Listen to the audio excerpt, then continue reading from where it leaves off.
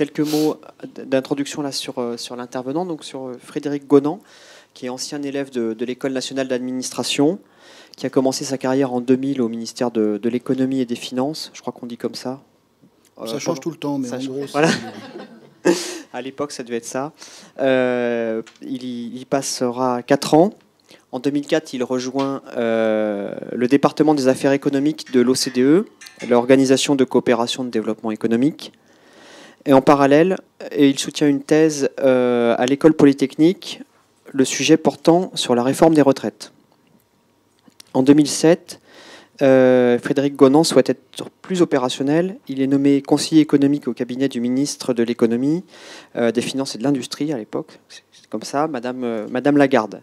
Il devient ensuite membre de la commission membre de la commission de la régulation d'énergie entre 2011 et 2013. La CRE, commission de régulation de l'énergie, étant l'autorité administrative indépendante chargée de veiller au bon fonctionnement des marchés du gaz et de l'électricité. Depuis 2013, Frédéric Gonan a débuté une deuxième carrière de professeur associé à temps plein. Il est directeur du Master 218, Assurance et gestion du risque. Et il prépare l'HDR, l'habilitation à diriger les recherches, avec des travaux portant principalement sur taxe carbone, économie de l'énergie et le rapport de tout cela avec le taux de croissance. Donc aujourd'hui, le thème abordé par M. Gonan est donc la bataille de l'air. En effet, Frédéric Gonan s'intéresse particulièrement aux enjeux économiques de la pollution de l'air, qu'il faut distinguer du réchauffement climatique, car ceux-ci ont un impact direct sur la vie quotidienne de la population.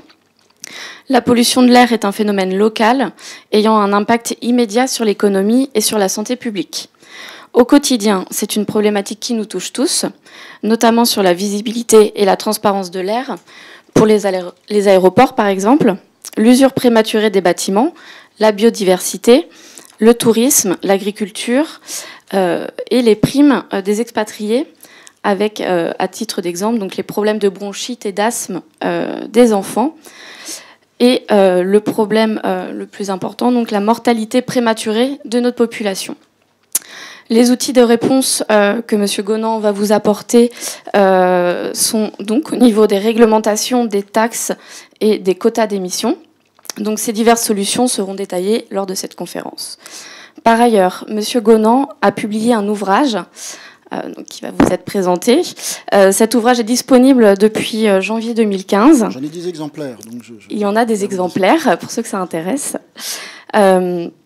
Donc, cet ouvrage a été coécrit avec Mathilde Lorenzi et Thomas Karting. Et donc, c'est un ouvrage accessible au grand public. Voilà. Donc, nous allons donc laisser maintenant la place à M. Gonan. Parfait. Merci beaucoup de votre présentation. Donc effectivement, je ne peux que vous recommander, c'est mon petit moment de pub, je commence par cela, et après je ne vous embêterai pas avec ça, la lecture de La bataille de l'air, qui n'est pas un livre sur l'histoire de l'armée de l'air, parce que j'ai tapé ça sur Google, et je suis tombé sur plein de photos d'avions, je me suis dit que le titre était peut-être...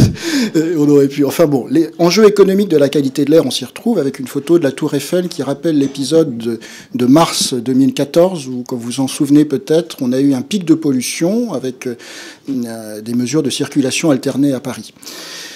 C'est un livre que j'ai coécrit avec Thomas Karting et Mathilde Lorenzi. Alors, pourquoi je commence par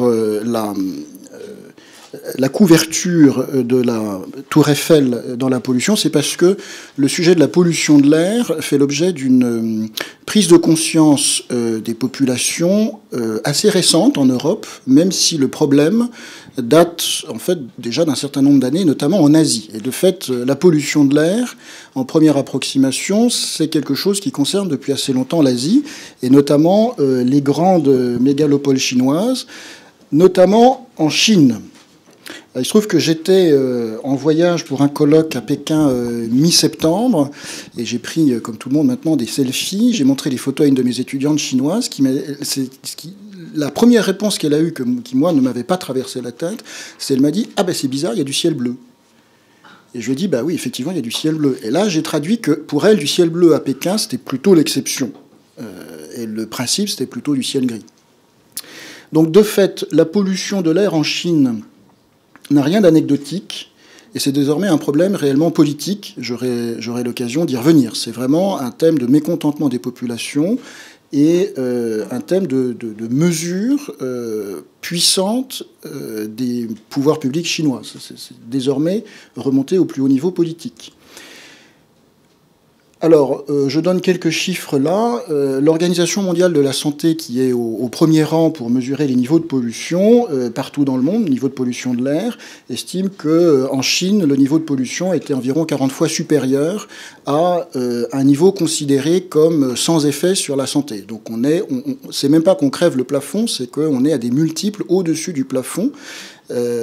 Plafond en fait de 20 microgrammes de particules fines par mètre cube, qui est estimé par l'OMS comme ne déclenchant pas des problèmes pour la santé humaine.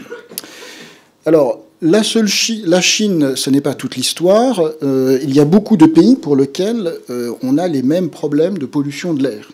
Le problème de pollution de l'air, il est au moins autant indien que chinois. Il va devenir plus indien que chinois, puisque la Chine prend des mesures contre la pollution de l'air, alors que l'Inde, pas encore. Donc le problème est encore largement devant nous en Asie, et il n'est pas que chinois et indien. En Iran, en fait, la ville la plus polluée du monde, elle se trouve en Iran, ça s'appelle Arvaz, bon, c'est une cuvette, et il y a des phénomènes atmosphériques qui font que tout s'accumule. Et vous avez donc, alors, on va retrouver cette expression PM10, alors ça veut dire quoi? C'est de l'anglais, c'est particulate matter, donc c'est des particules fines. Et PM10, pourquoi? C'est inférieur à 10 microns, c'est-à-dire des résidus de combustion, de charbon, de biomasse, éventuellement des particules de métaux lourds qui peuvent se trimballer dans l'air, enfin tout ce qui est poussière et qui sont petites, c'est-à-dire qui vont jusqu'au bout des alvéoles dans les poumons et qui y restent. Et donc qui ont effectivement des effets sanitaires très défavorables. Il y a aussi des PM2,5 qui sont les plus petites des particules fines, et c'est celles qui sont les plus cancérigènes. On verra qu'il y a d'autres agents polluants, le dioxyde de soufre, le dioxyde d'azote, le monoxyde de carbone, l'ozone troposphérique, mais les particules fines sont au premier chef un bon indicateur de pollution de l'air. Donc, en Iran, on a une ville qui, en moyenne, avait 372 microgrammes par mètre cube de particules fines. Je rappelle que le seuil de non-dangerosité, c'est 20. Donc là, on est 15 fois au-dessus. Hein. Et à Oulan-Bator, on n'y aurait pas pensé, en première approximation non plus. La situation n'est pas nécessairement très engageante. Le problème est généralisé. Alors, le problème est généralisé en Asie, et le problème arrive en Europe, y compris dans notre bonne vieille France. Il y a eu une prise de conscience très rapide. J'aurais pu reprendre la couverture du Parisien ou de Libération en mars 2014. De fait, c'est à peu près celle-là, hein, grosso modo. La Tour Eiffel complètement prise dans un nuage de pollution. Et en France, donc c'était une pollution aux particules fines, là aussi. Et en France, on a dû prendre un certain nombre de mesures d'urgence auxquelles on n'était pas forcément habitué pour lutter contre une pollution de l'air. Donc, je les rappelle rapidement, la gratuité des transports en commun, la réduction de vitesse maximale, et puis surtout la circulation alternée le 17 mars avec des plaques minéralogiques impaires qui pouvaient, en nombre pair, elles pouvaient circuler, les nombres impairs, elles ne devaient pas circuler, et les forces de l'ordre s'assuraient du respect de cette consigne-là. C'est quand même la première fois qu'une mesure de circulation alternée, qui est quand même, enfin, ça touche à la liberté d'aller et venir, c'est quand même pas anecdotique, c'est la première fois que ce type de mesure a été mis en place en France. Alors, les autres pays européens sont confrontés aussi au même problème. J'aurai l'occasion d'y revenir. Je donne simplement quelques exemples pour montrer vraiment que le problème est mondial. Berlin est une ville qui a fait beaucoup pour lutter contre la pollution de l'air en milieu urbain, en définissant une Umweltzone, c'est-à-dire une zone au sein de la ville d'accès réduit en fonction du degré de pollution de l'air. Aux États-Unis, le sujet a déjà fait l'objet d'une loi depuis maintenant 25 ans, le Clean Air Act, qui est actuellement en cours de réexamen et qui fixe des plafonds de pollution de l'air. C'est plus ou moins respecté, j'aurai l'occasion d'y revenir.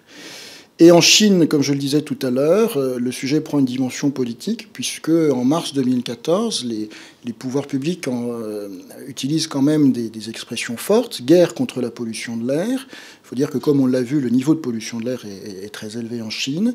Et comme souvent en Chine, les décisions sont vite prises et encore plus vite mises en œuvre.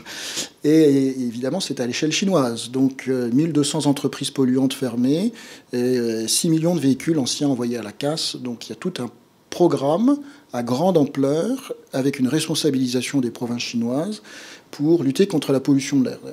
Petite parenthèse, quand on parle de la Chine, il faut surtout comprendre qu'il y a 19 provinces chinoises qui sont aussi différentes que l'Allemagne est différente de la France, sauf la langue qui est commune, mais à part ça, la Chine, c'est quand même 19 pays. Et c'est important de travailler au niveau des provinces. Alors donc, ça c'était un petit peu l'introduction, c'est la prise de conscience généralisée qu'il y a un vrai problème. Alors, qu'est-ce que c'est concrètement que la pollution de l'air ?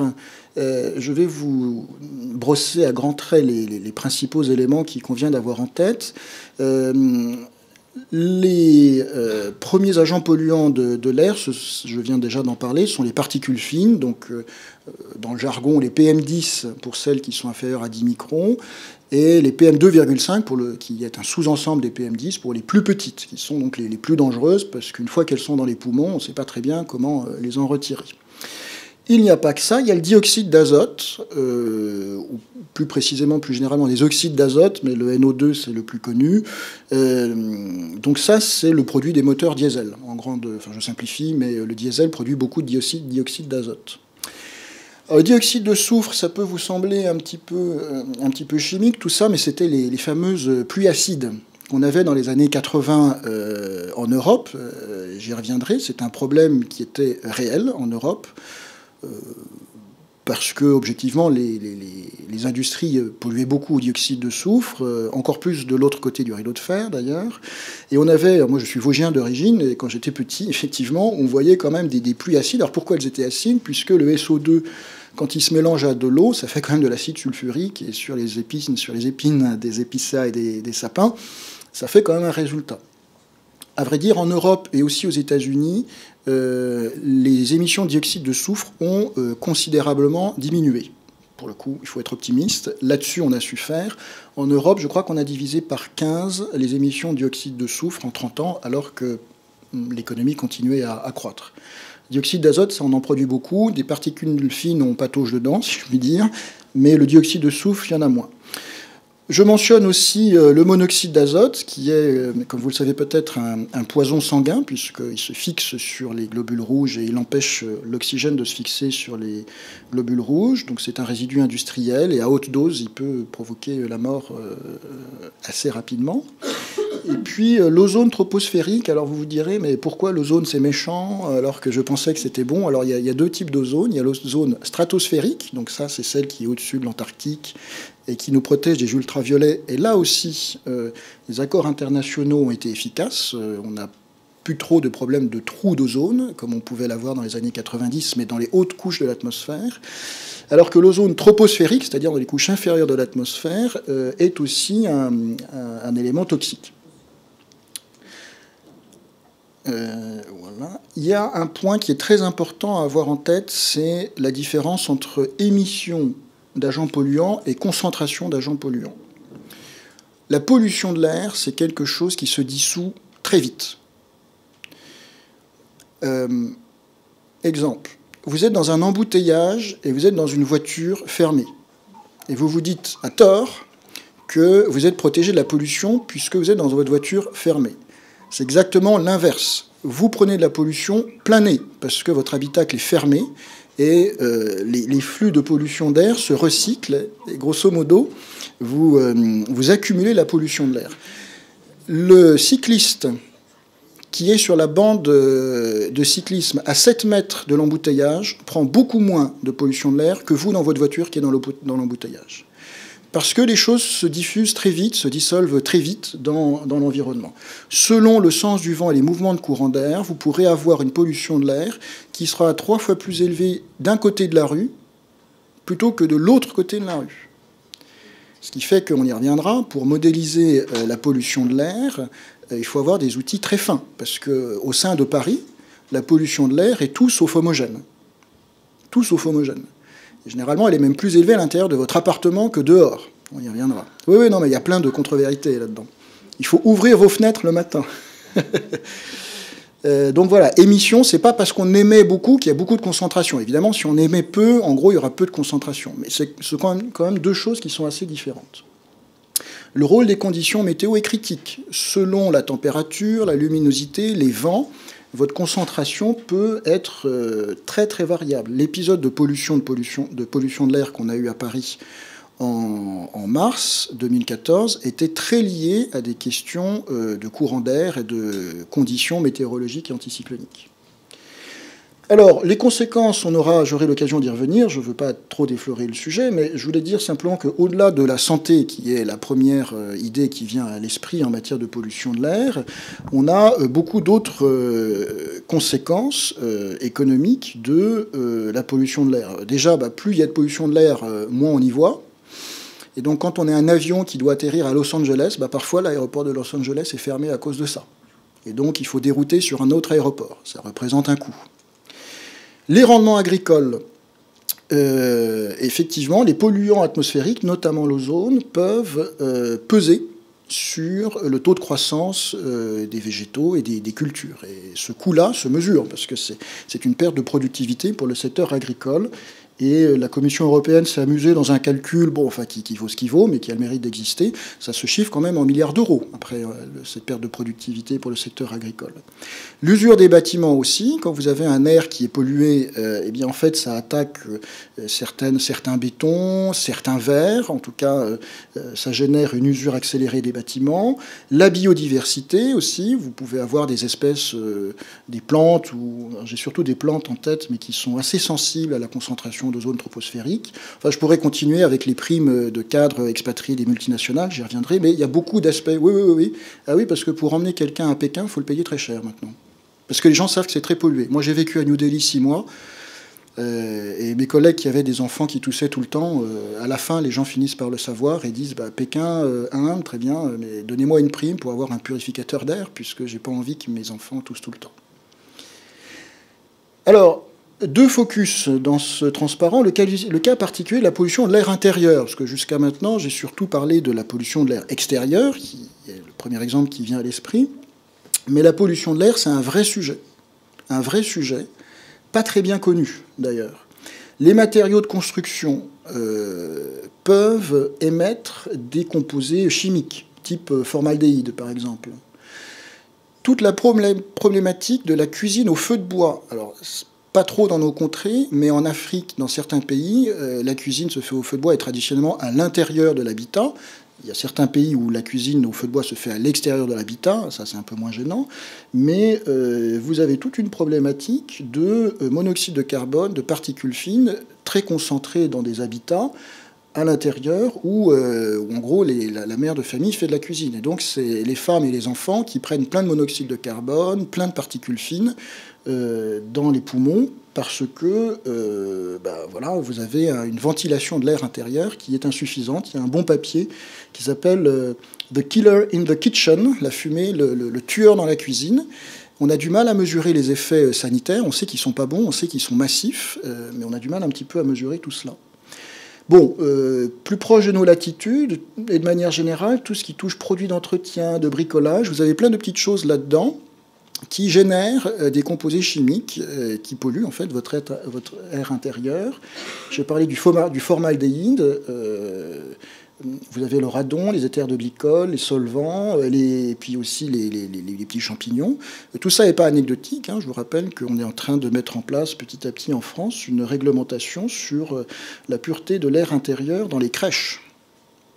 Parce que les petits bambins sont évidemment particulièrement sensibles à cela. Bon, mode de vie des occupants, si vous fumez chez vous, l'aération insuffisante, tout ça a des effets très significatifs sur la pollution de l'air. C'est pas parce que la pollution de l'air n'est pas visible la plupart du temps qu'elle n'est pas réelle. Bon, après, je peux continuer la liste assez longtemps. Quand vous rentrerez dans votre appartement, vous allez devenir parano. Mais il y a quand même beaucoup de choses qui se baladent dans votre appartement sans que vous le sachiez nécessairement. Et puis le deuxième focus, c'est la pollution de l'air à l'intérieur des véhicules. Donc ça, oubliez l'idée que vous êtes préservé de la pollution de l'air à l'intérieur de votre voiture. Non seulement vous n'êtes pas préservé, mais vous la concentrez. C'est vrai pour la voiture, c'est vrai pour le bus, c'est vrai pour le métro. Parce que quand un métro freine, il y a des petites particules qui se dégagent des frottements de la roue sur le rail. Tout ça se mesure. Et c'est tellement vrai que la RATP a mis en place un service où elle mesure la qualité de l'air dans, je crois, 3 stations de métro parisiens. Et il est clair que la qualité de l'air dans le métro, je mets de côté tous les flux, les microbes ou autres, je parle uniquement de composés non organiques, elle est inférieure à celle de ce qu'il y a en surface. Donc, bienvenue dans le royaume de l'air pollué. La géographie de la pollution de l'air, c'est une géographie qui est d'abord très locale, mais qui est aussi très internationale. Bon, alors, que ça soit un bien... la qualité, ouais, alors, la pollution de l'air, que ça soit une réalité très locale, ça se comprend. Vous êtes à 1 mètre d'un pot d'échappement, vous comprenez bien que vous êtes beaucoup plus exposé que si vous êtes à 5 mètres. Mais vraiment beaucoup, beaucoup plus. À 5 mètres, il n'y a plus grand-chose, ça s'est déjà pas mal dilué. Alors, là-dessus, puisque c'est un bien très local, on a développé, mais c'est assez récent, hein, ça date d'une dizaine d'années maximum, tout un appareillage qui mesure très précisément la pollution de l'air, aux particules fines, au dioxyde d'azote, au dioxyde de soufre, souvent aux particules fines. Vous avez des stations de mesure de la pollution de l'air dites de fond, au milieu de Paris, et puis des stations de trafic, là, qui sont à côté des grands axes routiers. Et à partir de cela, on peut faire et étudier et modéliser et prévoir très finement, à l'échelle presque du mètre, pour l'instant on est plutôt à 3 mètres, mais il y a des progrès rapides, la dissipation des agents polluants en fonction de la météo, des vents, de la température et du trafic. Alors à gauche, vous avez une carte de l'Île-de-France. Chaque carte correspond à un jour du mois de mars 2014. Quand c'est vert, c'est bon. Quand c'est rouge, c'est pas bon. Et quand c'est rouge cramoisi, on interdit à la moitié des voitures de circuler. Donc là, vous êtes dans à peu près les 2 semaines, grosso modo, ça doit être du 12 mars au 23 mars 2014. Et ce sont des données qui sont récoltées et mesurées par une association qui s'appelle AirParif, que vous voyez souvent d'ailleurs dans les affichages urbains. Mais ça, c'est une modélisation à l'échelle de la région. Mais nous, on fait beaucoup plus fort, certaines entreprises font beaucoup plus fort, c'est qu'elles vous font une modélisation 3D en fonction de l'emplacement des arbres. Vous la voyez, j'imagine, la tour Eiffel, là, c'est une... Là, en fait, c'est l'esplanade du Champ de Mars, c'est la Seine qui est à gauche, la tour Eiffel. Et vous avez les quais de Seine, donc plus c'est sombre, moins c'est pollué, plus c'est lumineux, plus ça l'est. Donc, sans problème, c'est évidemment les axes routiers qui le sont. Quand vous êtes sur une péniche, un bateau-mouche, vous êtes quand même beaucoup plus tranquille que sur les quais de la Seine. Mais vous voyez que... Enfin, là, j'aurais pu faire un zoom, mais on peut continuer à grossir, en fait. Hein. On peut modéliser la dissipation des agents polluants. Donc, on sait faire ça de façon très, très fine. Ça demande beaucoup de capacités calculatoires.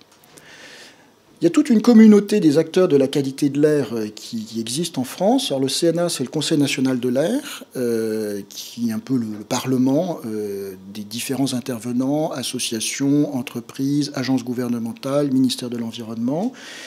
Les agences régionales de mesure de la qualité de l'air, alors AirParif, c'est la plus grosse, évidemment, qui existe pour l'Île-de-France.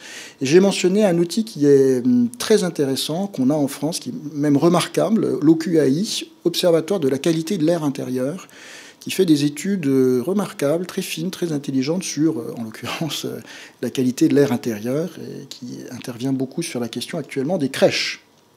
Donc ça, c'était pour l'aspect local de la pollution de l'air.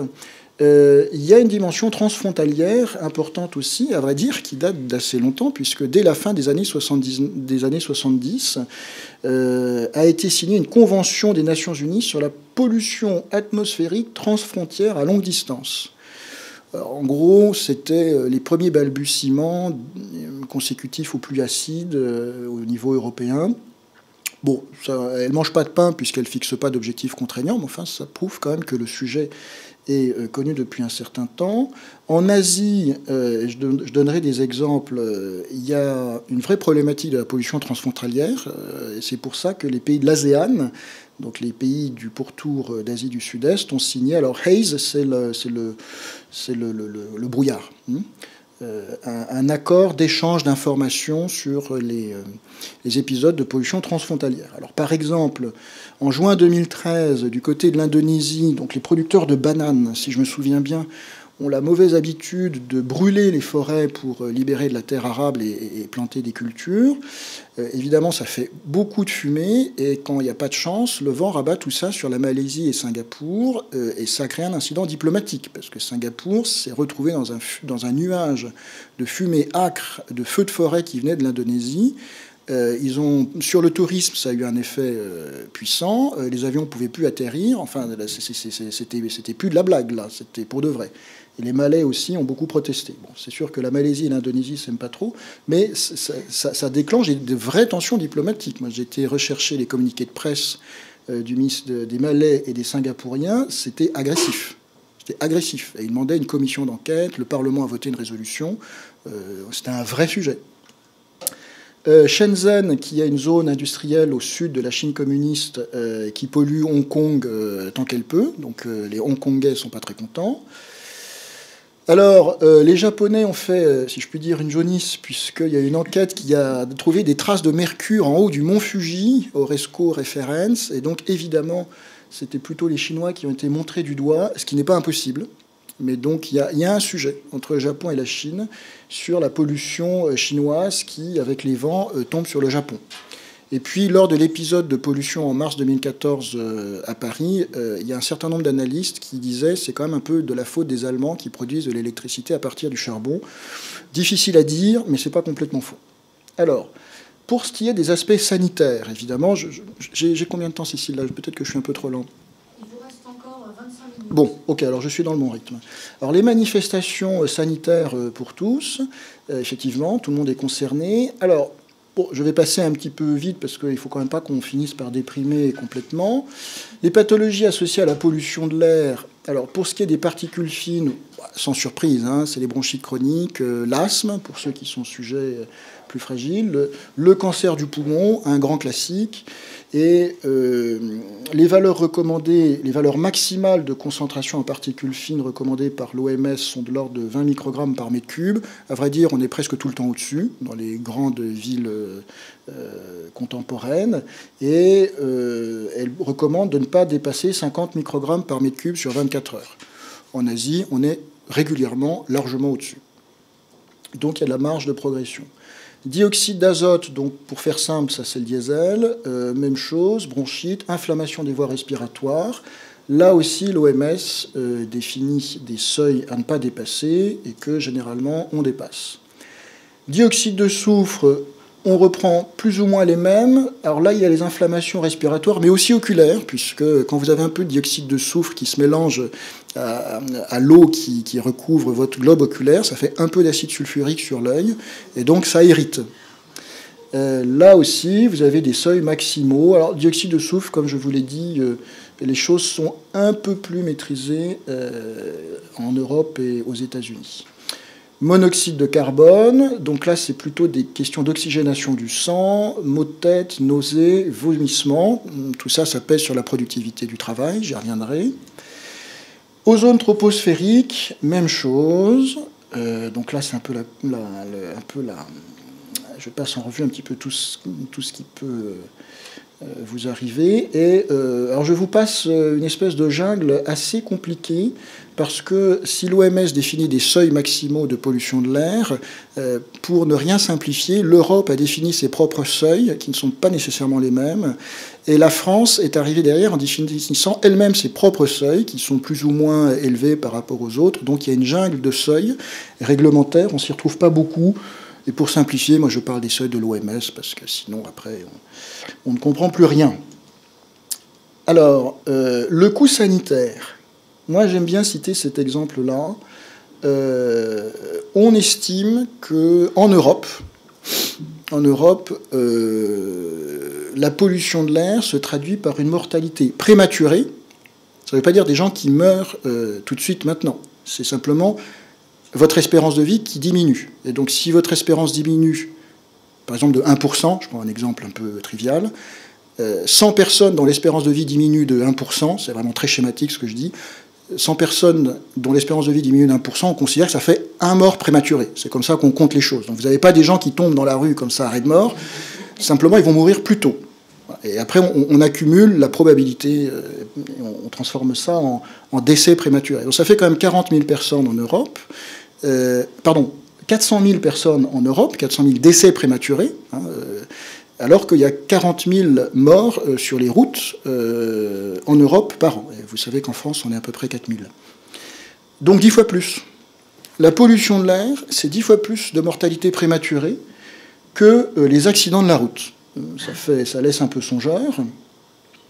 Et l'OMS calcule des chiffres au niveau mondial, et on tombe quand même sur des ordres de grandeur de 3,7 millions imputables à la seule pollution de l'air extérieure.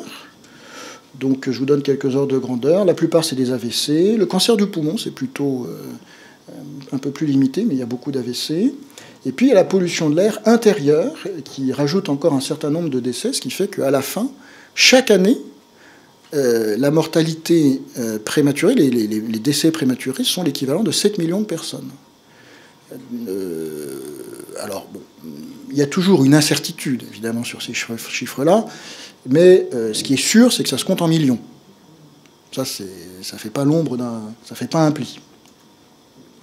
Alors là, je vous ai donné un graphique de l'OCDE. En abscisse, évidemment, c'est écrit un peu petit. Chaque barre correspond à un pays.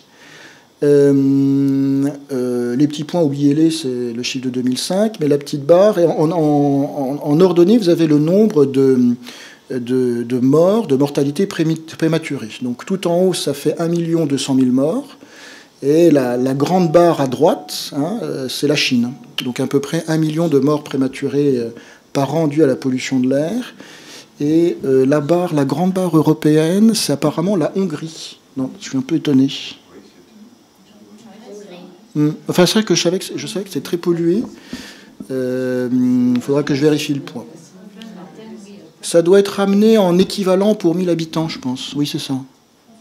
Oui, c'est ça. Ça vous mesure l'intensité. C'est pas le nombre de décès, mais c'est l'intensité pour une population donnée. Donc vous voyez que la Chine est le plus polluée.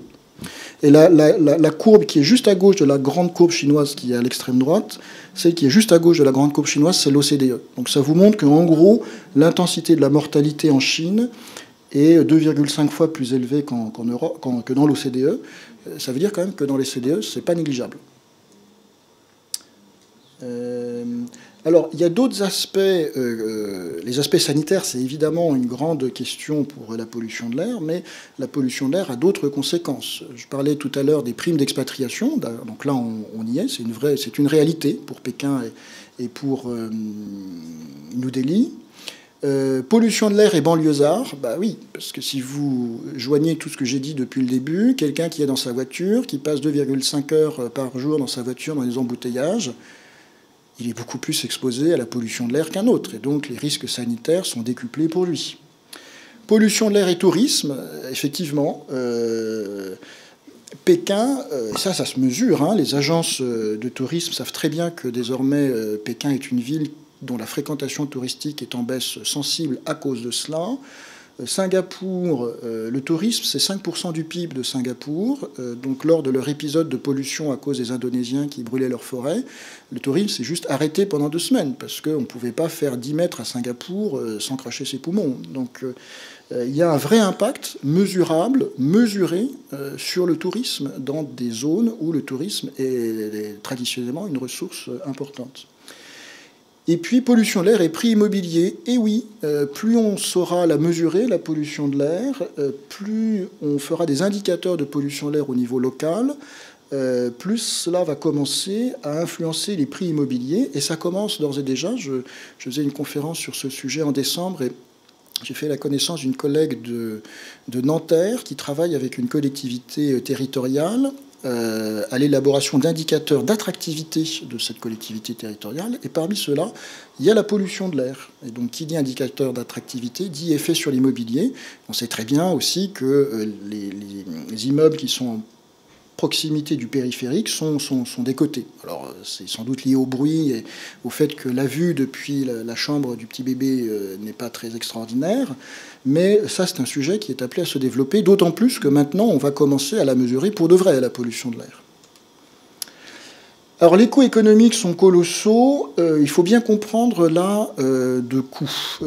Qu'est-ce que l'on entend quand on parle de coûts économiques de la pollution de l'air ? Parce que le PIB, le produit intérieur brut, c'est un maître étalon intéressant, mais c'est quand même pas l'alpha et l'oméga de la mesure du bien-être en économie. Alors l'avantage, c'est qu'il est mesuré rapidement, il résume beaucoup d'informations, mais là, les coûts de la pollution de l'air, je ne vais pas vous dire la pollution de l'air, ça coûte tant de pourcents de PIB. Je vais vous dire, ça compte à peu près tant de milliards de dollars de bien-être. Alors il faut un petit peu comprendre la méthode, là, et retenir que pour un économiste, un coût, c'est pas nécessairement une dépense. C'est pas de l'argent qui sort d'une caisse. Un coût, si on veut bien le définir pour un économiste, c'est plutôt la perte de quelque chose qui a de la valeur. Par exemple, vivre longtemps. A priori, on considère que ça a plutôt de la valeur. Ou vivre plus longtemps. De préférence en bonne santé, sans tousser tout le temps. Donc ça a de la valeur.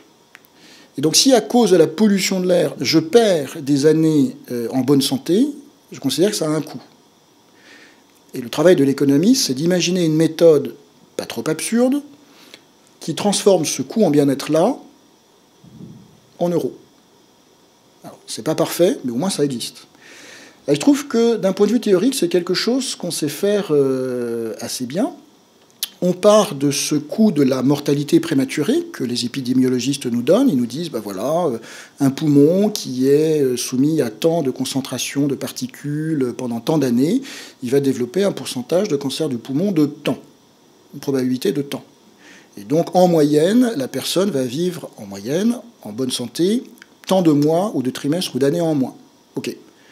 Alors maintenant, c'est comment transformer ce temps de trimestre ou d'années en moins en équivalent dollar, puisque les économistes aiment bien quand même monétiser les choses. Alors, on utilise cette méthode, vous avez sans doute entendu parler de cela, la valeur statistique de la vie. Alors, une vie pour un économiste, ça vaut environ 3 millions d'euros.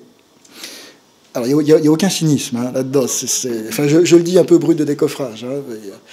Alors, pourquoi ça vaut 3 millions d'euros? Mais vous allez voir, la méthode n'est pas absurde, même si on est conscient des limites. Mais d'un point de vue théorique, elle n'est pas absurde. En fait, on a des moyens de savoir combien d'argent les gens seraient prêts à payer. Alors, on ne leur pose pas la question directement, mais je passe sur le protocole expérimental. Mais on a des moyens de savoir combien les gens seraient prêts à débourser d'argent pour diminuer un peu, le risque de mourir plus tôt. Alors on a retourné le sujet dans tous les sens, parce qu'on aurait pu se dire, ah bah je peux calculer le nombre de visites des gens chez le Toubib, le petit qui a l'asthme, je prends le coût pour les finances publiques des dépenses de santé. En fait, ça ne vous ferait pas tant que ça, si vous faites ce calcul-là.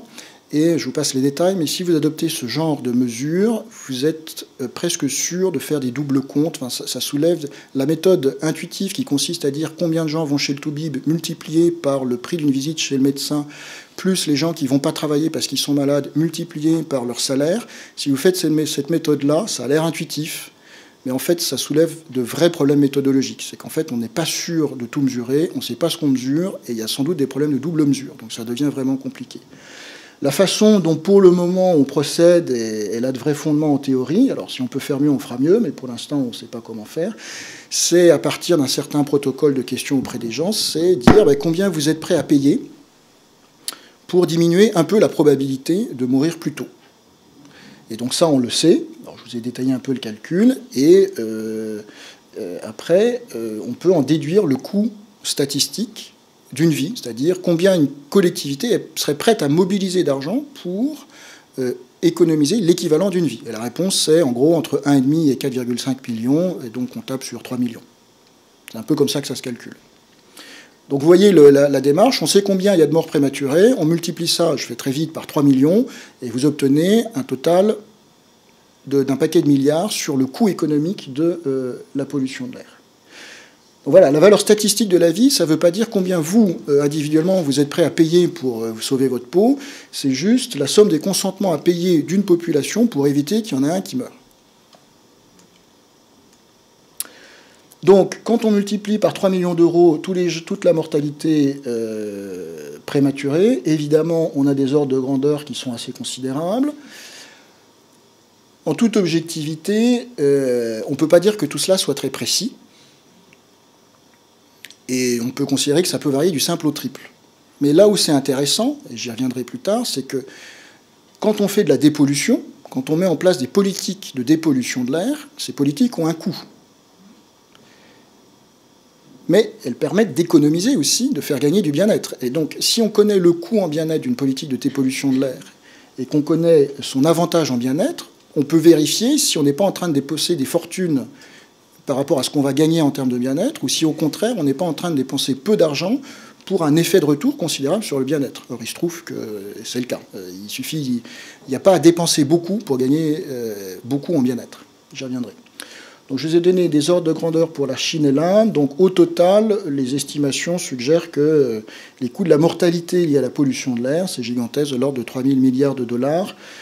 Pour mémoire, évidemment, la danse des milliards, après, on ne s'y retrouve plus, mais le PIB des États-Unis, c'est 10 000 milliards. Donc, un tiers. La comparaison que je fais est très discutable d'un point de vue méthodologique, parce que je suis en train de comparer un coût en bien-être avec un PIB, mais enfin, bon, bref, ça, au sens méthodologique, c'est pas terrible ce que je fais, j'écrirai jamais ça dans un article, mais ça donne un ordre de grandeur, quoi. 3 000 milliards, c'est un tiers du PIB annuel des États-Unis. Alors, sur l'air pur, un petit peu d'analyse économique, je passerai vite. Donc, c'est ce qu'on appelle un bien public, l'air pur. Je ne veux pas rentrer trop dans les solutions, dans les détails. Le problème d'un bien public pur, c'est que le marché n'est pas en mesure de le fournir, parce que ce n'est pas rentable. Alors, il y a 3 types de solutions économiques pour améliorer la qualité de l'air. Soit vous faites une bonne vieille réglementation. Vous votez une loi, vous dites le seuil maximal c'est tant, et je mets en place un arsenal de mesures législatives qui s'imposent à tous pour qu'ils polluent moins. Bon, l'avantage c'est que c'est assez efficace, puisque quand vous interdisez aux gens d'émettre plus qu'un certain seuil, ils ne vont pas le faire. C'est un petit peu ce qu'on a fait en Europe dans le secteur automobile avec les questions de dioxyde de soufre. Et effectivement, ça a été assez efficace. L'inconvénient, c'est que pour contrôler que les gens ne polluent pas plus que ce que la loi prévoit, ça réclame pas mal d'infrastructures administratives. Quand vous votez la loi qui fixe des plafonds, vous allez avoir tous les lobbies qui vous tombent dessus en disant « Ah oui, mais moi, par exemple, les marins-pêcheurs, par exemple, dans le carburant qu'ils utilisent dans les bateaux, ils vont demander des exemptions. » Donc c'est un peu compliqué. Et puis, je ne le prouve pas, ce résultat, mais vous ne faites pas une dépollution au moindre coût. L'autre solution, c'est la taxation sur les émissions de polluants atmosphériques. Alors, je ne suis pas en train de parler de la taxe carbone, puisque carbone, au sens strict, ce n'est pas de la pollution de l'air, c'est un gaz à effet de serre. Ce n'est pas la même chose. Je n'ai jamais parlé du dioxyde de carbone depuis le début de la présentation. Je n'en parle pas. Mais vous pouvez faire des taxes sur les émissions de dioxyde de soufre, des taxes sur les émissions de dioxyde d'azote. Alors l'avantage, là, c'est que vous permettez de dépolluer au moindre coût. Vous avez un certain nombre d'avantages économiques, ce qui fait que les économistes, généralement, trouvent que la taxe carbone, c'est pas mal. Mais c'est un instrument qui n'est pas sans limite non plus, que je mentionne ici. Pas facile de mesurer la pollution. Et puis l'effet sur les réductions d'émissions est moins immédiat que la réglementation.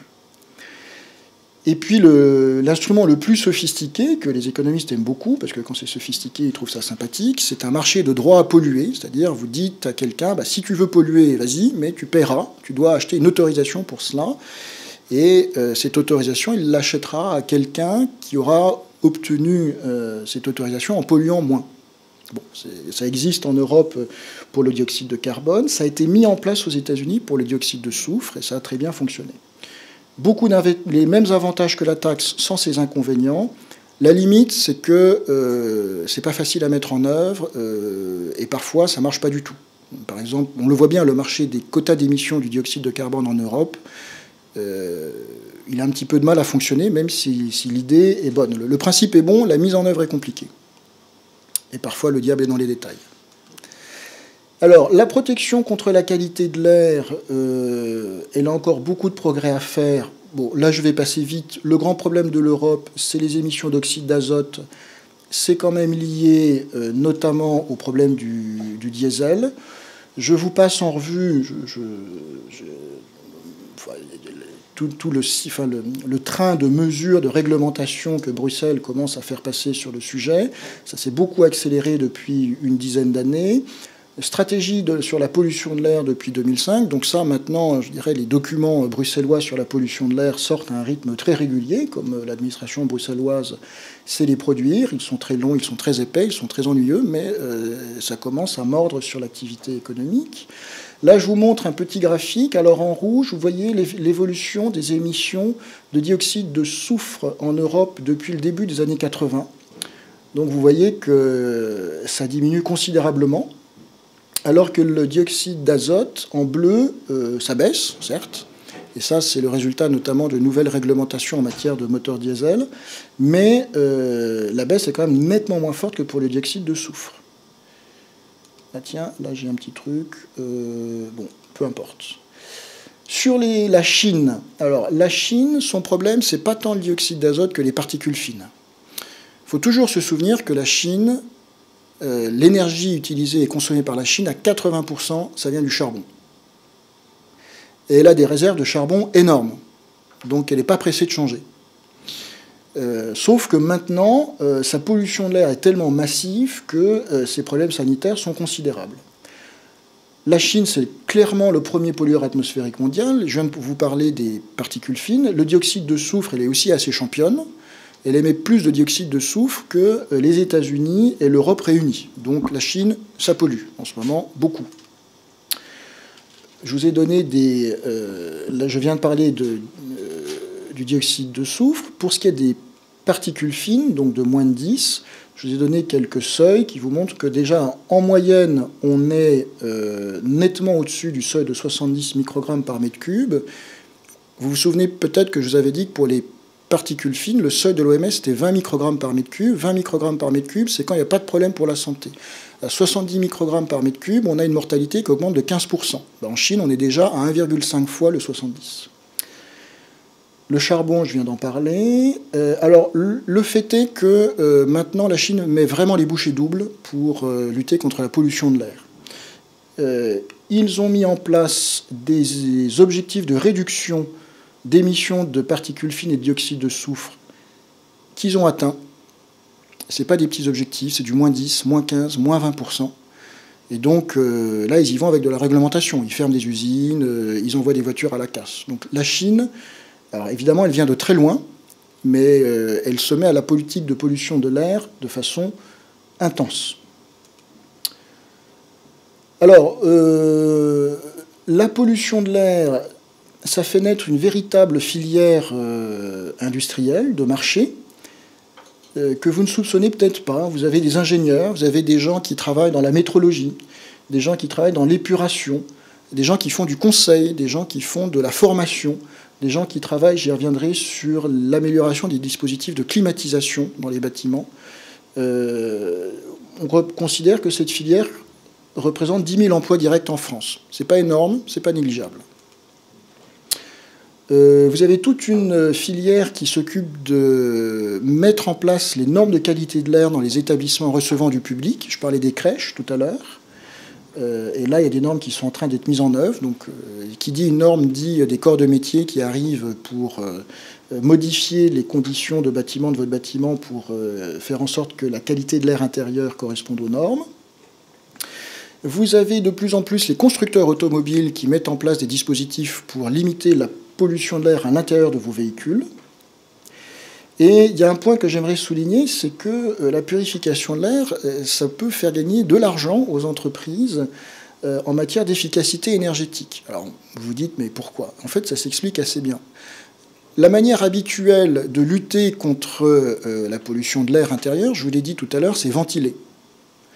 Quand vous avez un bâtiment qui est bien isolé et où il y a de la clim, bah pour ventiler, vous poussez la clim. Et pousser la clim, ça consomme de l'énergie, ça fonctionne à l'électricité. Donc si au lieu de pousser votre clim, vous mettez un filtre à ultraviolet, parce que c'est quand même des filtres un peu spéciaux qu'il faut brancher sur un climatiseur, ça vous coûte 9 000 €, mais ça vous limite, ça vous empêche de pousser la clim pour ventiler votre bâtiment. Donc vous faites un investissement d'un purificateur d'air que vous branchez sur votre centrale de clim. Après, ça vous limite votre facture d'électricité pour votre centrale de clim. Et ça vous fait gagner de l'argent. Donc c'est un investissement. Vous décaissez d'abord et après vous économisez sur votre facture d'électricité. Sachez aussi que Saint-Gobain planche sur des matériaux de construction, des revêtements muraux, qui aspirent toutes les petites bestioles qui volent dans l'atmosphère de votre appart et qui fixent environ 80% de ce que vous ne voyez pas, mais de ce que vos poumons prennent.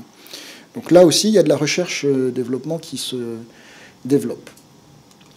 La qualité de l'air, un investissement rentable. Bon, je vais passer vite là-dessus, mais vous allez comprendre rapidement le raisonnement que j'avais un peu effleuré tout à l'heure. Ça consiste à dire le coût de la pollution de l'air, on sait combien c'est. Donc le gain de la pollution, le gain de la dépollution de l'air, on le connaît aussi, c'est le même, mais avec le signe opposé. Maintenant, on essaie de voir combien ça coûte de faire une politique de dépollution de l'air, et puis on va comparer le coût de la politique de dépollution de l'air et le gain en termes de dépollution. Et donc, alors je vous passe les détails, mais en gros, on est gagnant, c'est presque sûr. Malgré l'incertitude des chiffrages, on est gagnant. Moi, ce qui m'intéresse surtout, parce qu'après tout, je suis économiste, alors j'aimerais savoir l'investissement public qui soit rentable, ça me plaît. Pas plus que ça non plus, parce que ça fait du déficit à la fin. Moi, ce qui m'intéresse, c'est de savoir est-ce que c'est rentable pour une entreprise. Alors la réponse est probablement oui, parce qu'il y a des études très intéressantes qui vous montrent que la pollution de l'air au niveau du bureau, ça fait baisser la productivité du travail. Et pas qu'un peu. Entre 3 et 8%. Je vous parlais tout à l'heure du monoxyde de carbone, nausées, vomissements. Pour le faire court, pendant que la personne est en train de vomir, elle n'est pas en train de bosser. Et donc, ça a un effet mesuré sur... et puis, elle pose des jours de congé maladie. Donc, tout ça, ça fait fléchir la productivité du travail, et ça se mesure. La productivité du travail, c'est un élément fondamental d'une économie et de sa croissance. Et je finirai enfin, je crois que c'est le dernier transparent, c'est qu'il y a vraiment un rôle très important et très stimulant pour les collectivités territoriales dans la lutte contre la pollution de l'air. Déjà, l'organisation des transports urbains. Alors là, l'imagination est au pouvoir. Il y a beaucoup de choses qui ont été mises en œuvre. Tout ce qui est le fameux péage urbain. Alors sachez que les économistes adorent le péage urbain, parce que d'un point de vue économique, ça coche toutes les cases. C'est un prix, ça corrige une externalité. Enfin, les économistes adorent ça, ils trouvent ça super. Bon, les usagers, ils ont un peu plus de mal, mais à vrai dire, il y a un certain nombre de villes qui l'ont déjà mis en place. Donc la plus connue, c'est Londres. Enfin, je vous donne quelques exemples. Gothenburg aussi. Donc voilà, plus vous vous rapprochez du centre, moins vous pouvez circuler avec votre voiture, sauf si vous payez plutôt cher. Les normes de fixation de limites de vitesse à l'intérieur d'une commune, c'est ce qu'a fait Rotterdam. Tout ça a des effets mesurés et rapides et sensibles sur la pollution de l'air. Les zones à émissions faibles, c'était la fameuse Umweltzone de Berlin, où on dit aux véhicules les plus polluants, bah, écoutez, merci, mais le centre-ville, ça sera sans vous. Même chose pour les camions. Mexico, des restrictions de circulation. Alors là, Mexico, c'est vraiment très pollué. Des restrictions de circulation en fonction des jours de la semaine. J'aurais pu dire Sao Paulo, qui a construit aussi un gros boulevard périphérique de 100 km, et on a vu les effets du jour au lendemain sur la pollution d'air à l'intérieur de la ville. Donc ça, c'est tout ce qui est pour la gestion des transports urbains. L'urbanisme, ben oui, parce que quand on a des noyaux urbains compacts, les gens se déplacent moins. S'ils se déplacent moins, ils émettent moins de polluants dans l'atmosphère. Donc tout ce qui favorise des noyaux urbains compacts, c'est plutôt mieux pour limiter la pollution urbaine, puisque les gens se déplacent moins. Et puis on peut réfléchir aussi à la ventilation, ça s'est fait à Berlin, la ventilation des courants d'air entre les tours, entre les bâtiments. Je vous disais tout à l'heure que selon le côté de la rue auquel vous vous placez, la pollution d'air peut varier du simple au triple. Si vous configurez, à New York par exemple, vous avez beaucoup de vent entre les avenues, puisque d'un côté de Manhattan il y a la mer, de l'autre il y a la mer, et donc vous avez beaucoup de vent. Alors ça n'a pas été fait pour ça, mais en l'occurrence, plus c'est venté, plus vos émissions de polluants se dissolvent dans l'atmosphère et moins la concentration est forte. Vous pouvez réfléchir aussi à des corridors environnementaux, les espaces verts. À Berlin, ils sont un petit peu écolos, donc ils mettent des espaces verts sur le sommet des bâtiments. Donc ça aussi, ça joue. Vous pouvez intercaler des espaces verts entre les différents bâtiments. Donc quand vous faites ça bien, il y a des gens qui savent faire, ça vous fait des courants d'air bien calculés, et donc ça diffuse la pollution de l'air, ça la dissipe. Autre Oui, alors bon, enfin, l'imagination est au pouvoir. J'ai mentionné les deux les plus importantes, l'organisation des transports urbains, l'urbanisme. Sachez qu'il y a encore plein d'autres choses qu'on peut avoir en stock, mais il y a un rôle très sympathique pour les collectivités locales, type de combustible employé dans les chaufferies locales. Donc il y a beaucoup de choses à faire, très concrètes, très efficaces, pas nécessairement très chères. Voilà, je dois être dans les temps. Merci beaucoup. Et donc si vous voulez en savoir plus, tout est là-dedans. Très bien, merci beaucoup pour ce... On va peut-être passer aux questions. Le système EcoMove, quel est l'impact? Luc Barbier, direction immobilière. Oui, je voulais parler de la taxe EcoMove, oui, poids lourds. Alors, la taxe poids lourds, son premier objectif est pas tant de lutter contre la pollution de l'air, c'est plus pour lutter contre... il faut savoir qu'un poids lourd qui passe sur une chaussée d'autoroute, il a un pouvoir abrasif et donc un pouvoir d'utilisation de l'autoroute qui doit être de l'ordre, enfin, sous toute réserve, de l'ordre de 100 fois plus qu'une voiture normale. Donc la taxation sur les poids lourds, l'idée c'est de répercuter, en premier lieu essentiellement, de répercuter sur les poids lourds leur utilisation beaucoup plus intensive de la chaussée et des voies rapides que celle des voitures.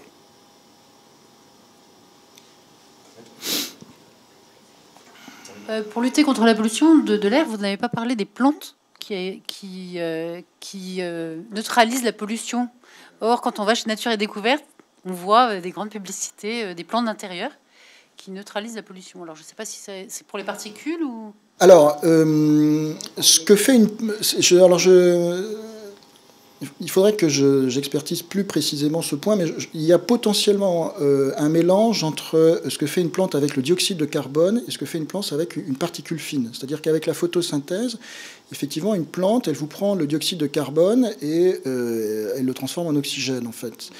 C'est pour ça qu'on appelle souvent les forêts comme des puits à carbone, parce que les forêts, type l'Amazone, en fait, elles vous prennent le dioxyde de carbone, le carbone qui est dans l'atmosphère, dans le dioxyde de carbone, et par la photosynthèse, elle le prend dans la plante, elle transforme le carbone qu'il y a dans l'air en tronc d'arbre ou en feuilles. Par contre, à vérifier, mais je ne suis pas sûr qu'une plante arrive à digérer une particule fine de charbon ou de plomb ou de métal ou de poussière ou de résidus de biomasse et qu'elle puisse le transformer. Donc, sous toute réserve, je pense qu'il y a au minimum une confusion chez Nature et Découverte qui sait bien faire son marketing. Alors, quand on va chez une plante de bureau, par exemple, oui. Il y a une notion, c'est une option anti-pollution. Enfin, il y a certaines plantes qui sont... Alors peut-être. À creuser, oui. Mais encore une fois, le dioxyde de carbone, au sens strict, c'est pas de la pollution de l'air. C'est vraiment... c'est un peu autre chose. Vous respirez du dioxyde de carbone tous les jours. Mais vérifiez, je regarderai. Je ne sais pas exactement. Bonjour, moi je suis étonnée par l'une de vos solutions que vous avez données de centre urbain compact. Parce qu'en fait, on voit bien qu'en province, les gens se déplacent tous en voiture parce qu'ils habitent... voilà, et qu'à Paris, au contraire, on a un centre-ville qui est développé sur tout Paris et qui permet aux gens en fait, de se balader et de ne pas prendre la voiture, donc de ne pas polluer. Ben, je ne pense pas que votre exemple soit complètement contradictoire avec ce que je disais, parce que... le problème qu'on a eu en France, c'est que dans les années 70 et 80, avec l'accession à la propriété, il y a pas mal de gens qui ont acheté... moi, je suis vosgien, je vois bien, il y a plein de gens qui achètent pas cher une petite ferme dans la Cambrousse et qui font 1 heure aller en voiture pour aller sur le lieu de travail. Donc, on a eu un étalement urbain en France important qui fait que les gens consomment beaucoup de services de transport en France. Et quand alors, évidemment, en ce moment, le baril s'effondre, mais... quand vous avez un pétrole qui est élevé, comme en 2008, ça coûte assez cher. Donc on a en France un étalement urbain qui s'est fait un peu au détriment de la bourse des ménages, de leur pouvoir d'achat, et aussi des émissions de dioxyde d'azote, puisque chaque fois qu'ils roulent avec leur diesel, ça émet du dioxyde d'azote. À Paris, on a un centre urbain en fait, qui, si vous le comparez à d'autres capitales, est pas si concentré que ça. Enfin, tout est relatif. Mais bon, avec mon master, je vais à Hong Kong dans 2-3 semaines. Là, je peux vous dire que c'est vraiment concentré à Hong Kong.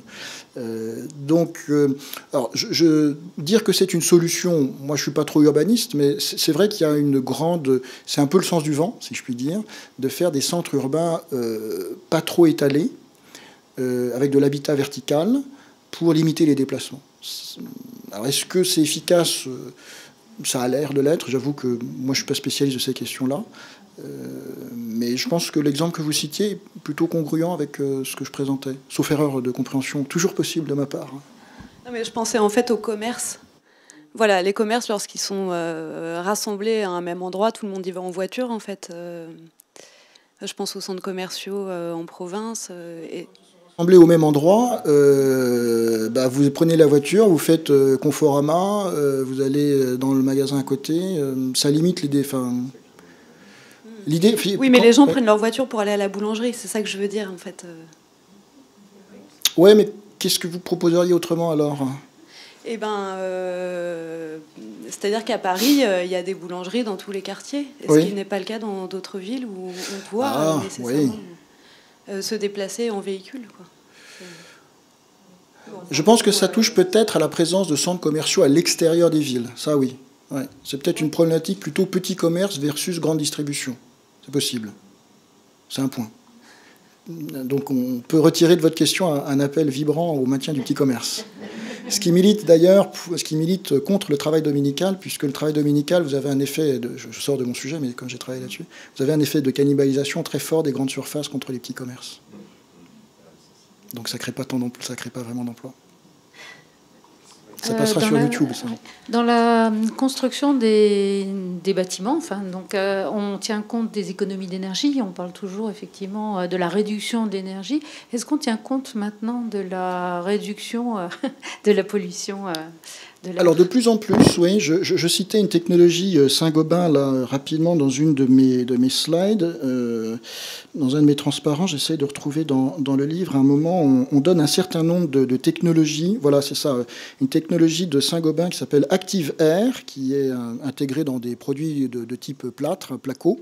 Je ne sais pas si le micro fonctionne là, qui permettent de retenir 80% des composés organiques volatiles contenus dans l'air ambiant des bâtiments. Vous avez aussi des toiles de verre à peindre qui réduisent la concentration en formaldéhyde dans l'air. Vous avez Lafarge Plâtre qui lance des choses sur ces sujets-là. Donc la réponse est oui, ça commence.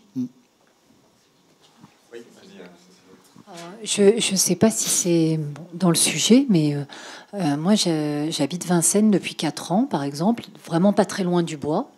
Alors, il y a plein de bonnes choses à habiter pas trop loin d'un bois, c'est bien agréable, mais j'ai jamais. Alors, je ne sais pas si ça a un rapport avec les allergies, la pollution de l'air, parce que vous avez pas parlé des problèmes respiratoires, mais moi, j'ai jamais eu autant mal aux yeux, autant d'allergies que depuis 4 ans. Avant, j'habitais Paris, j'avais jamais de problème. C'est malheureux, mais enfin, il faut bien. Et j'en ai parlé à aux pharmaciens à côté de chez moi, qui disent souvent, oh, mais il y a tellement de pollution ici, Vincennes, on attire la pollution. Alors, je sais pas du tout si je sais pas comment ça s'explique. Est-ce que les forêts, finalement, concentrent, je veux dire, sans parler du dioxyde de carbone, pour parler de puits de dioxyde de carbone, mais est-ce que ça attire les différents polluants? Est-ce que ça se fixe sur les arbres? C'est curieux quand même. Alors, ça, j'ai pas la réponse à la question, mais je peux connaître la personne qui pourrait y répondre. Donc, on pourrait lui envoyer un mail. Je pense à Philippe Bernard, qui est l'ancien président de Airparif, qui est donc l'agence de surveillance de la pollution de l'air. Donc il a peut-être des idées sur, je peux lui mettre un mail, hein, Cécile, il a peut-être des idées sur une spécificité à Vincennes. Il y a peut-être une usine thermique, je ne sais pas, dans le coin, il y a peut-être une conjonction de courants d'air et d'usines thermiques, on ne sait pas. Oui, j'avais entendu parler de mesures qui avaient été faites sur le Mont Blanc. Et sur lequel ils avaient trouvé quelques pollutions au radon. Alors, est-ce que... C'est parce que 3000 mètres en dessous, il y a le tunnel du Mont Blanc avec un flux de poids lourds. D'accord. C'est là où je passe mes vacances, donc je peux témoigner que le flux de poids lourds est impressionnant au niveau du tunnel du Mont Blanc. Et donc, en plus, il faut que les poids lourds montent 500 mètres de dénivelé entre la vallée de Salanches et le tunnel du Mont Blanc, qui doit être à 1300 mètres d'altitude. Donc évidemment, un poids lourd qui doit monter, je ne vous raconte pas tout ce qu'il envoie dans l'air ambiant, et tout ça se dissout dans l'air, ça remonte quand il fait chaud, et ça tombe sur le Mont Blanc. Oui. Alors, ce n'est plus la peine de partir en vacances au sport d'hiver. On vaut mieux rester à Paris. Ça diffuse. Il y a beaucoup de vent dans la vallée de Chamonix, mais c'est vrai, c'est clairement mesuré. C'était étonnant comme. C'est clairement mesuré et parfois ça se voit. Quand ça se passe mal, quand il y a des phénomènes météorologiques de vent qui concentrent et qui rabattent les choses sur le Mont Blanc, ça se voit. Ça se voit à la surface de la neige. Oui, la COP 21, je crois que c'est la fameuse conférence. Quel est votre avis et qu'est-ce que pour la bataille de l'air, quels sont vos avis et vos conseils? Et est-ce que ça va aboutir aussi, effectivement? Alors oui, c'est une bonne question. C'est effectivement un sujet qui commence à monter en mayonnaise. Alors on a encore une petite année devant nous. J'aurais peut-être dû le dire, mais c'est vrai que la loi, il y a eu la loi sur la transition énergétique qui a été votée, contient des mesures sur la pollution de l'air, sur la mesure de la pollution de l'air. C'est un vrai sujet qui a pris à bras le corps. Le ministère actuel de l'Environnement, quand vous allez sur le site internet pollution de l'air, c'est devenu un vrai item sur le site internet. Donc les pouvoirs s'en sont vraiment saisis très vite parce que ça concerne la vie quotidienne des gens. Pour ce qui est de la COP 21, déjà, ce qui serait bien, c'est qu'il y ait un chapitre qui soit consacré à ce sujet-là, parce que ça permet de le porter sur les fonds baptismaux. Après, comme je l'ai dit, la pollution de l'air, c'est d'abord une question locale et une question de collectivité territoriale. C'est vraiment la vie au quotidien des gens. Donc, il ne faut pas non plus utiliser un Charles Leclerc pour écraser un moustique. Enfin, vous voyez, ou pour écraser 1 million de moustiques. Il faut avoir un instrument qui est adapté au problème. Je pense que la question de traiter la question de la pollution de l'air au niveau mondial et de faire un peu de lip service, en quelque sorte, c'est déjà très, très important. Après, on peut faire effectivement des accords transnationaux, comme ce qui existe, des échanges d'informations. Après, fixer des seuils, ils existent déjà. Fixer des sanctions pour ceux qui dépassent les seuils, ça va être compliqué parce qu'on dépasse tous les seuils. Donc, il faut voir. Oui, vous avez donné l'exemple qu'on connaît de Pékin, qui est une ville donc extrêmement polluée. Et je me disais qu'il y avait sans doute une influence du climat.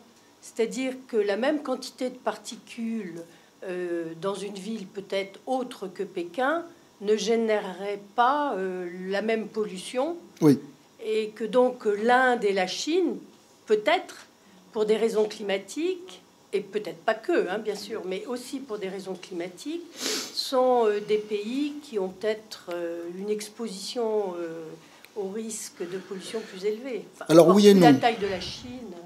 Oui et non. Dans la mesure où c'est quand même un bien local, une ville qui a une forme de cuvette, elle est mal partie. Pékin, c'est une cuvette. New Delhi, c'est une cuvette.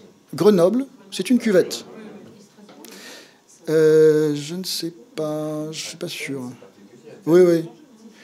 Vous avez quand même après un bruit de fond, si je puis dire, de pollution qui est intense en Chine, mais la configuration des lieux...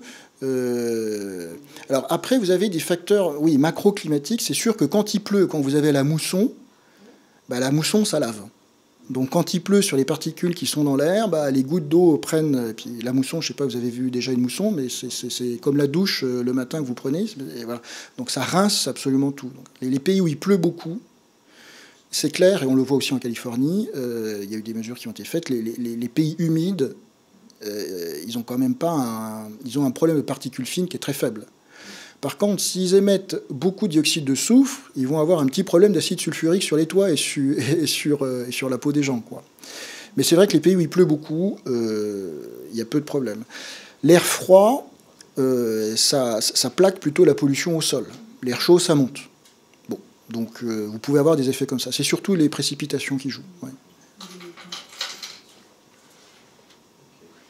Moi, j'ai une question par rapport juste à la dernière. Aux pluies acides, puisque bon, je suis de la génération où on en a beaucoup parlé dans les années 70. Aujourd'hui, ça n'existe plus, parce qu'on n'en entend plus jamais parler, alors que ça a été dans les médias pendant des années. Non, mais le problème était très réel dans les années 80 et il a été objectivement assez bien résolu.